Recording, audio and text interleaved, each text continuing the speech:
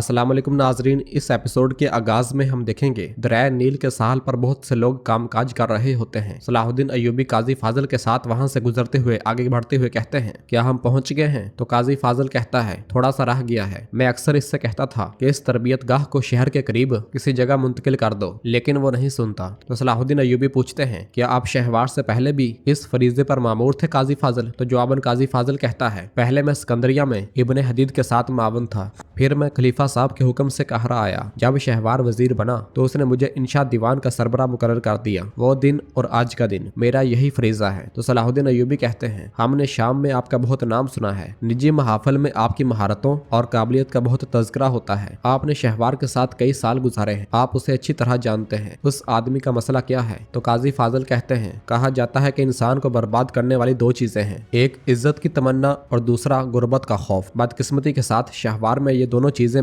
बड़ी मकदार में पाई जाती हैं। कभी कभी सब कुछ आंखों के सामने होता है और आपकी उंगलियों और आपकी जुबान पर होता है, लेकिन जो भी कर लें आप उसे रोक नहीं सकते। तो सलाहुद्दीन अय्यूबी पूछते हैं, चूंकि उस आदमी में ये दो चीजें मौजूद हैं, तो फिर शहवार के दोबारा तख्त नशीन होने के लिए शाम में आके सुल्तान से मदद की दरख्वास्त क्यों की? तो जवाबन काजी फाजल मुस्कुराते हुए कहते हैं, अमीर सलाहुद्दीन, मैं वहाँ उसके तख्त को बचाने के लिए नहीं गया था। तख्त का हकीकी मालिक न आ जाने तक मैं इस तख्त पर विराजमान शख्स के लिए हकीकत में जो इस मनसब के काबिल हो उसके आने तक वहां उसके लिए सीढ़ी बनने के लिए गया था। इसके साथ ही वो दोनों एक बूढ़े शख्स के पास पहुंचते हैं और काजी फाजल उसे पर्ची दिखाते हुए कहते हैं, यह तुम्हारे हाथ से निकला है ना? जिस पर वो बुजुर्ग की चिट्ठी देखते हुए कहते हैं, ये कागज मेरे हाथों से निकला है, लेकिन अगर मुझे मालूम होता कि वो इस पर ये लिखेंगे तो वल्लाह मैं ये ना देता। तो सलाहुद्दीन अय्यूबी कहते हैं, आपने उस शायर के बारे में सुना होगा जिसे कत्ल किया गया था। ये उस तीर की नोक पर लिखा था जिसके जरिए वो कत्ल हुआ था। मुझे नहीं मालूम कि ये उसके पुराने किए धरे की वजह से है या फिर नए किए धरे की वजह से, लेकिन क्या आपके पास हाल ही में ऐसा ग्राहक आया जिसकी हालत और रवैये पर आपने सवाल किया हो? तो जवाबन बुजुर्ग कहता है, कुछ दिन पहले एक बदसूरत नजर आया, उसकी आंख पर जख्म का निशान था। मैं गलत फहमी में मुब्तला नहीं होना चाहता था, वो मशकूक लग रहा था, इसलिए मैं उसके ज्यादा करीब नहीं गया। मैंने लड़के से कहा, जो ये चाहता है इसे दे दे। बड़ी मकदार में तजारत की वजह से उसने लड़के को थैला घर ले जाने के लिए कहा, और फिर लड़के के बारे में सवाल पर वो बुजुर्ग कहता है, वो इधर ही रहता है, और फिर उस लड़के को आवाज देते हुए बुलाता है कि सालम बेटा बात सुनो। बुजुर्ग की आवाज सुनकर वो सालम आगे बढ़ता है और उनके पास आता है। बुजुर्ग के पूछने पर सालम कहता है, हाँ मुझे उसके घर का पता है। यह सुनकर सलाहुद्दीन अय्यूबी और काजी फाजल बहुत खुश होते हैं।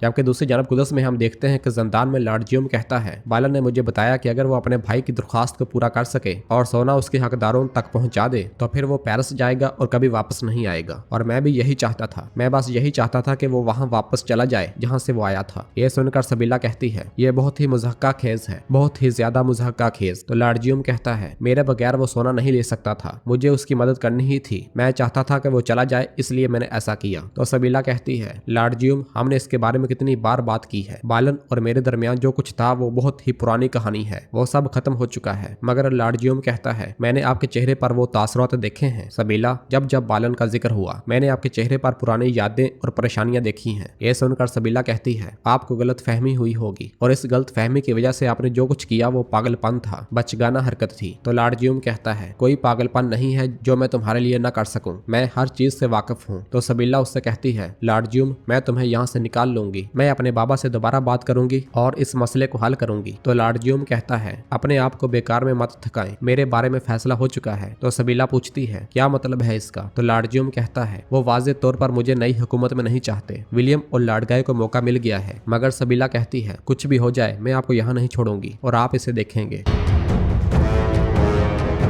दूसरी जानब कहरा में सलाहुद्दीन अय्यूबी और काजी फाजल आगे बढ़ते हुए उस घर तक पहुंचते हैं। बाहर पहुंचने के बाद काजी फाजल सलाहुद्दीन से कहते हैं, यही वो घर है जिसका लड़के ने बताया था। ये कहते साथ ही काजी फाजल जैसे ही आगे बढ़ने लगते हैं तो सलाहुद्दीन अय्यूबी खिड़की में से देखते हैं कि दूसरी तरफ से एक शख्स बाहर निकल रहा होता है। वो भागते हुए आगे बढ़ते हैं, मगर वो शख्स काफी दूर जा चुका होता है। यह देखकर उन्हें बहुत गुस्सा आता है और वो जल्दी से उस घर में आते हैं। इसी लम्हे उन्हें जमीन पर पड़ा हुआ सोने का एक सिक्का नजर आता है, जिसे उठाते हुए सलाहुद्दीन अय्यूबी कहते हैं, असल सबूत तो यहाँ पर है। सिक्का देखते हुए काजी फाजिल भी मुस्कुरा देते हैं। बाहर लतीफ एक लड़की के साथ सामान लेकर आगे बढ़ रहा होता है और खुश होते हुए कहता है, मेरे बाबा बहुत पुरजोश हैं। उन्होंने कल दुकान खरीदी थी और आज फरोख्त शुरू कर देंगे। हम आज बहुत थक जाएंगे। वो दुकान में जैसे ही दाखिल होते हैं तो वहाँ एक चोगे वाला शख्स बाहर निकल रहा होता है। दुकान में दाखिल होते ही वो देखते हैं कि सईद साहब जमीन पर पड़े होते हैं और उनके गले में खंजर पवस्त होता है। यह देखकर लतीफ के पांव तले जमीन निकल जाती है। वो तेजी से बाहर जाकर उस चोगे वाले शख्स को देखता है और फिर करातेगन को आवाज देकर कहता है, करातेगन स्याह चोगे वाले आदमी को पकड़ो। ये सुनते ही काले चोगे में मलबूस वो शख्स भाग पड़ता है और करातेगन भी उसके पीछे पीछे भागता है। लतीफ दुकान में वापस आकर अपने बाबा के पास बैठ जाता है। दूसरी जानब कुदस में हिमालय विलियम से कहता है, कल सुल्तान नूरुद्दीन ने मुलाकात की दरख्वास्त की है। तो जवाबन विलियम कहता है, ये वो चीज थी जिसकी हम बहरहाल तवक्को कर रहे थे। तो हिमालय कहता है, वो मिस्र में मैज को अपने अमाल का जवाबदा ठहराना चाहता है। तो विलियम कहता है, बाकरास के लिए भी उनका एहतसाब नहीं हुआ। क्या हुआ है? इस सूरत में आप अपने गुनाहों में बराबर होकर मेज पर इकट्ठे बैठते हैं। और फिर हिमालय खड़े होकर कहता है, देखते हैं कि किसका गुनाह ज्यादा भारी होगा। फौरन सफर की तैयारी शुरू कर दो। ये सुनते साथ ही विलियम वहां से चला जाता है और उसके जाते साथ ही सबीला वहां पर आती है। काहरा में काले चोगे में मलबूस वो शख्स मुसलसल भाग रहा होता है, मगर करातेगन भी उसके पीछे पीछे होता है। वो रास्ते में आने वाली हर चीज को गिराकर मुसलसल आगे बढ़ता ही चला जाता है। एक मुकाम पर वो गिर जाता है। करातेगन उसे पकड़ता है, मगर उसके हाथ से सिर्फ उसकी अंगूठी ही करातेगन के हाथ लगती है और भाग जाता है। करातेगन एक बार फिर उठकर उसके पीछे भागता है। काफी देर भाग दौड़ के बाद वो करातेगन के सामने एक बड़ी रुकावट गिरा देता है। उसे देखते हुए करातेगन कहता है, भागो भागो, जितना भाग सकते हो भागो, तुम मेरी गिरफ्त में हो। इधर कुदस में सबीला इमालिक से कहती है, मैं जानती हूँ कि ज्यूम ने जुर्म किया है और वो भी यही कबूल करता है, लेकिन उसने बिल्कुल नेक नियति के साथ काम किया बाबा।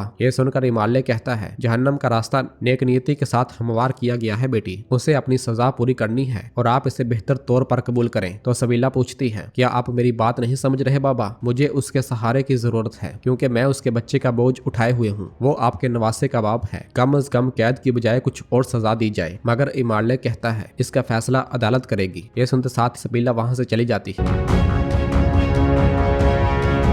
दूसरी जानब कहरा में अमीरी यारोकी शेरकू के पास आता है। तो शेरकू कहता है, तो हमारे सुल्तान ने सलाहुद्दीन को बुलाया है। हाँ, गोया हमारे सर पर काफी मसाइल हैं। तो अमीर यारोकी कहता है, आपके सर से ताज गायब है अमीर शेरकू, क्या आपको कोई मसला है? उधर हम देखते हैं कि सलाहुद्दीन अयूबी अपने साथियों के साथ लतीफ की दुकान की जानब जा रहे होते हैं और आगे बढ़ते बढ़ते वो दुकान में दाखिल हो जाते हैं। अपने बाबा के पास बैठा हुआ लतीफ रोते हुए सलाहुद्दीन से कहता है, मेरे वालिद ने अपनी पूरी जिंदगी किसी पर जुल्म किए बगैर गुजारी और वो इसके बेटे को ले गए। उन्होंने इनकी सरजमीन पर कब्जा किया। जब मैंने सोचा कि इनका चेहरा मुस्कुराएगा, तब उन्होंने मेरे बाबा को मार डाला। यह सुनकर सलाहुद्दीन अयूबी कहते हैं, वो कीमत अदा करेंगे लतीफ। हम अल्लाह ताला से दुआ गो हैं कि वो हम सब को साबित कदम रहने की तौफीक अता फरमाए। तो लतीफ कहता है, अल्लाह के लिए उस शख्स को ढूंढें जिसने इनके साथ ऐसा सलूक किया। और फिर एक चिट्ठी देते हुए कहता है, उन्होंने खंजर के दस्ते के साथ ये छोड़ा था। मेरे अमीर, इनकी मौत का बदला लें, मुझे इंतकाम लेने की इजाजत दें। चिट्ठी पढ़ने के बाद सलाहुद्दीन अयूबी उसके पास बैठते हुए कहते हैं, तुम अपनी आवाम का ख्याल रखोगे लतीफ।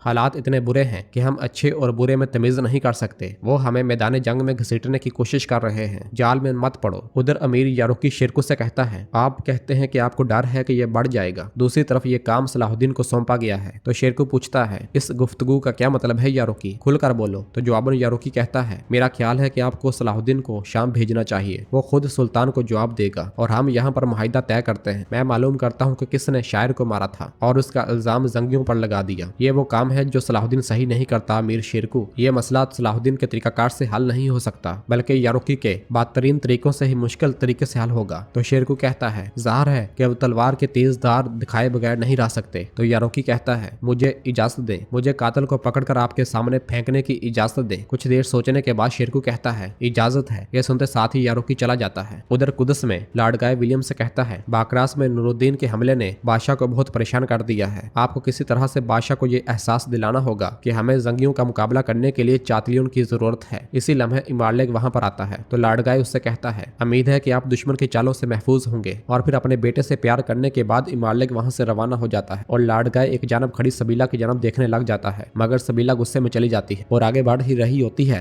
कि एक खातून उसे खत देते हुए कहती है, ये एम्बुलेंस से है। खत पढ़ने के बाद सबीला बहुत ज्यादा खुश हो जाती है और उसके मुंह से बेसाख्ता निकल आता है, बालन। कहरा के बाजार में तमाम लोग सामान फेंक रहे होते हैं और एहतजाज कर रहे होते हैं। महमूद कहता है, हम वजीर के पास गए क्योंकि हमने उसे अपने मसले के बारे में बताया, उन्होंने हमें जबरदस्ती बाहर निकाल दिया। और फिर दूसरा कहता है, वजीर शहवार जंगियों के हाथों की कठपुतली बन गए, हमें बचाने वाला कोई नहीं है। इसी लम्हे सलाहुद्दीन अय्यूबी वहां पर पहुंचते हैं और पूछते हैं, यहाँ पर क्या हो रहा है। सलाहुद्दीन अय्यूबी को देखकर माइल्स की बीवी को बहुत गुस्सा आता है।